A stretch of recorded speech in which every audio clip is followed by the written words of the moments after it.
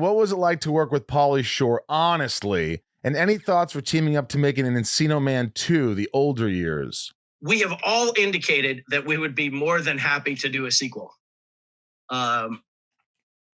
Personally, I want to know what Betty Nuggs looks like 30 years later. So that was a cave girl that came up at the end of the movie, Right. in the tag of the movie.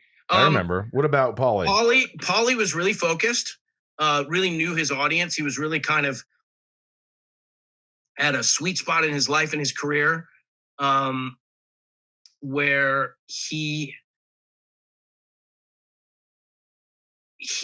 was ambitious. He was kind of like the opposite of his character. So wait, so he didn't talk to you in off camera like, "Hey, Shawnee, what's up, bud? What are you doing today, bud?" No, he was just very protective of the fact that he had his hit MTV show and this thing was going on, and he didn't want.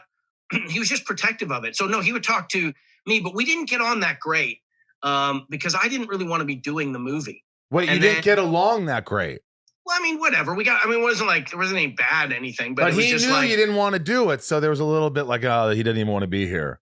No, I was kind of like, I had done some movies that were substantial movies. Right.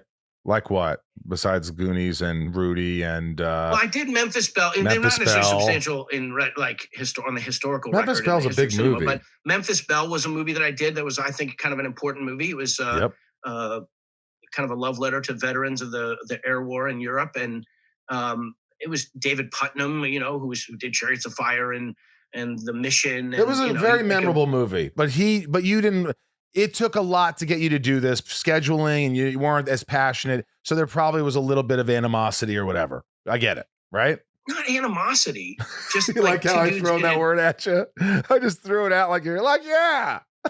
No, we just were like on different pages. But like Brendan Fraser and I would play video games in the dressing room. Awesome. We'd be like, and cut, and we'd run to the dressing room and go in the dressing room and play a video game. We bonded like that.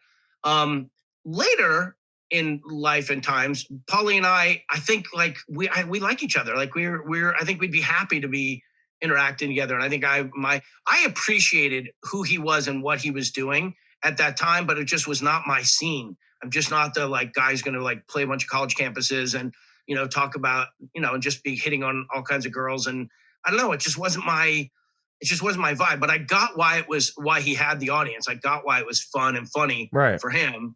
It was me. I was the problem. I was the problem.